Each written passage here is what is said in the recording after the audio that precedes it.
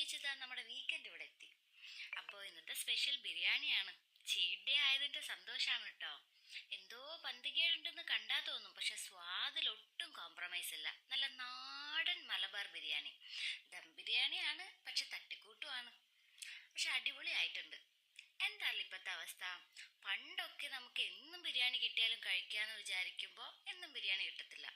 ഇപ്പൊ എന്നും ബിരിയാണി വെക്കാനുണ്ടാവുമ്പോഴോ കഴിക്കാനും പറ്റത്തില്ല. എന്താ ചെയ്യാ, ഡയറ്റ് ഇല്ലാണ്ട് ഇരുന്ന് കഴിഞ്ഞാൽ നല്ല ബലൂൺ പോലെ ഇരിക്കും. പക്ഷെ ഈ ചിക്കൻ കാല് കടിക്കുമ്പോഴുള്ള സുഖമുണ്ടല്ലോ, ഇത്രയും സന്തോഷത്തോടെ ചെയ്യാൻ പറ്റുന്ന എന്ത് കാര്യമുള്ളേ.